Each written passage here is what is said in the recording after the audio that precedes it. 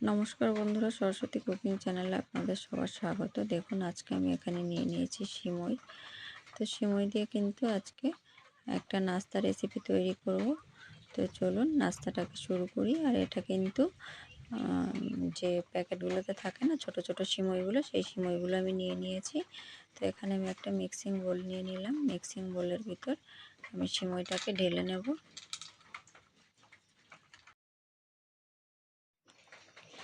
তো দেখুন মিক্সিং বোলের ভিতর আমি সিমইটাকে ঢেলে নিয়েছি। এরপর আমি এর ভিতরে দিয়ে দেব কিছুটা রিফাইন তেল। 2 চামচ মতো রিফাইন তেল দিয়ে দেব আমি এর ভিতরে।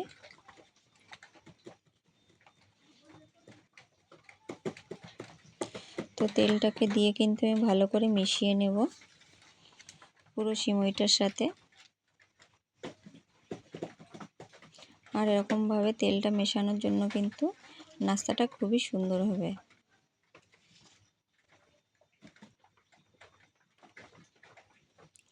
তো দেখুন আমি তেলটাকে পুরো সিমইয়ের মধ্যে মিশিয়ে দিয়েছি। এরপর আমি এর ভিতরে দিয়ে দেব সামান্য একটু লবণ,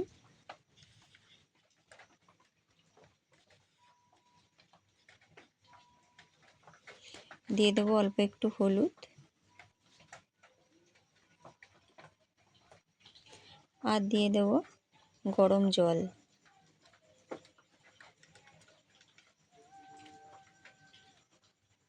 তো লবণ হলুদটাকে ভালো করে মিশিয়ে নেব।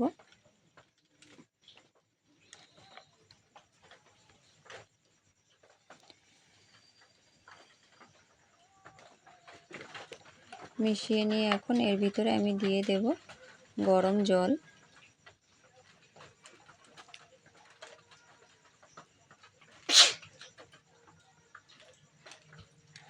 তো দেখুন গরম জলটা দিয়ে আমি 2 মিনিট গরম জলের ভিতর সিমইটাকে রেখে দেব।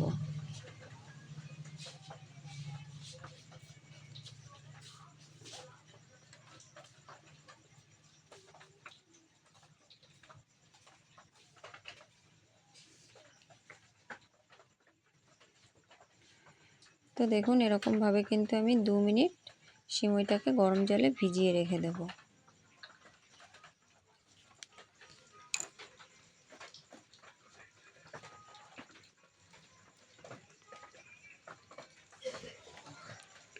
তো দেখুন 2 মিনিট আমি ভিজিয়ে রেখে দিয়েছিলাম। এরপর আমি এই যে সিমইটা কিন্তু একদম শক্ত আছে, নরম হয়ে যায়নি। তো এখন আমি এটাকে ছেঁকে নেব। তো দেখুন আমি একটা ছাঁকনির সাহায্যে এটাকে ছেঁকে নিয়েছি।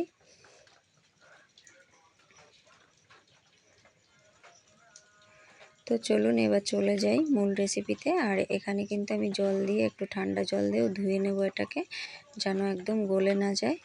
গলে গেলে কিন্তু নাস্তাটা ভালো হবে না।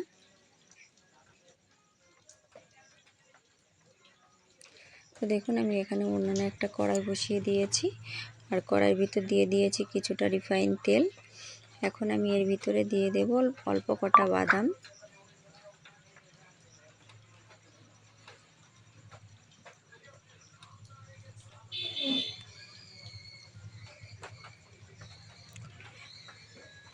তো দেখুন অল্প কটা বাদাম দিয়ে আমি নেড়ে চেড়ে ভালো করে ভেজে নিয়েছি। এবার এগুলোকে উঠিয়ে নেব।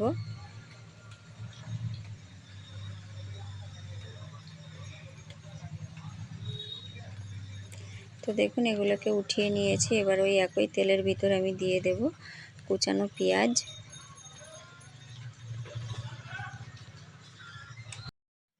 তো পেঁয়াজ কুচিটা দিয়ে আমি ভালো করে নেড়ে চেড়ে একটুখানি ভেজে নেব।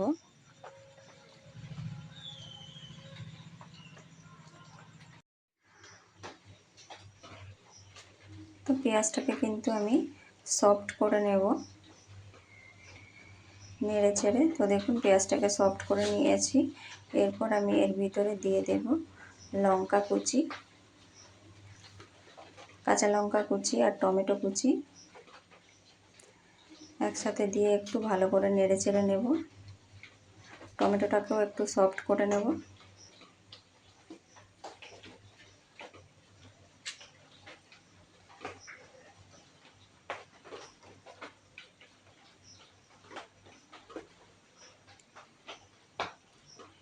এরপর আমি এর ভিতরে দিয়ে দেবো স্বাদ মতো লবণ।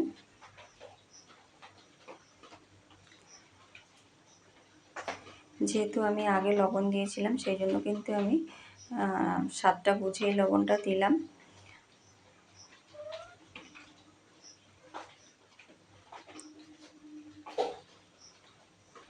এরপর আমি এর ভিতরে দিয়ে দেব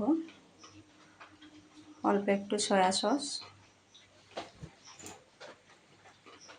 সয়া সসটা দিয়ে একটু নেড়েচেড়ে ভালো করে মিশিয়ে নেব।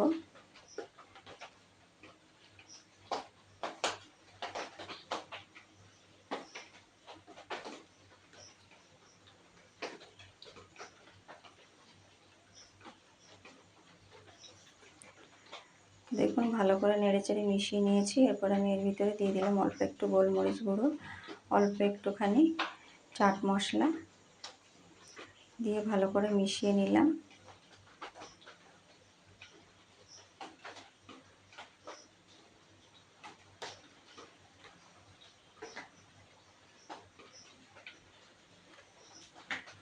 এরপর আমি এর ভিতরে সেই গরম জলে ভিজিয়ে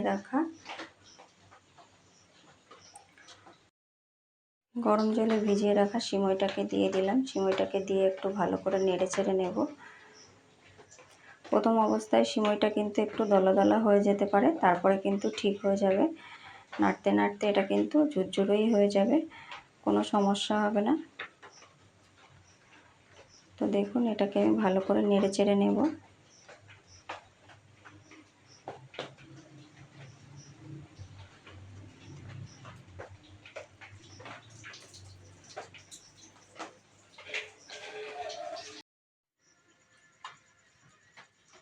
তো দেখুন আমি নেড়ে চেড়ে ভালো করে মিশিয়ে নিয়েছি। এখন এর ভিতরে বাদামগুলোকে দিয়ে দিলাম।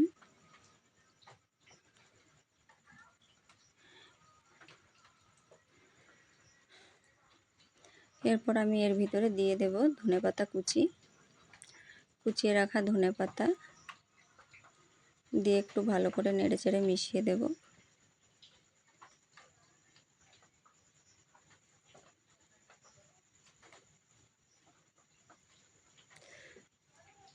তো বন্ধুরা এটা খেতে কিন্তু ভীষণই মজার হয়। অবশ্যই একবার বাড়িতে এরকমভাবে সিমই দিয়ে তৈরি করে খেয়ে দেখবেন।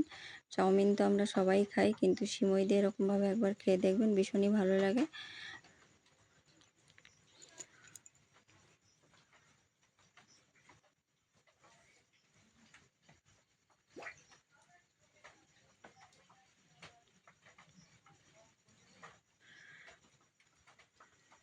তো দেখুন বন্ধুরা এই যে আমি তৈরি করে নিয়েছি সিমইয়ের নাস্তাটা। তো অবশ্যই একবার বাড়িতে তৈরি করবেন, আর রেসিপি ভালো লাগলে লাইক কমেন্ট শেয়ার করবেন, আর প্লিজ চ্যানেলটিকে সাবস্ক্রাইব করে আমার পাশে থাকবেন। ভালো থাকবেন, সুস্থ থাকবেন, অসংখ্য ধন্যবাদ। আমি এর উপর থেকে একটুখানি ডিমের ঝুরি ভাজা দিয়ে সাজিয়ে দেব। আর এটা কিন্তু এরকম উপর থেকে দিলে খেতে কিন্তু ভীষণই ভালো লাগে। তো দেখুন এই যে কতটা ঝুরঝুরে হয়েছে। তো অবশ্যই তৈরি করবেন, আর রেসিপি ভালো লাগলে লাইক কমেন্ট শেয়ার করবেন, আর চ্যানেলটিকে সাবস্ক্রাইব করে পাশে থাকবেন। ধন্যবাদ।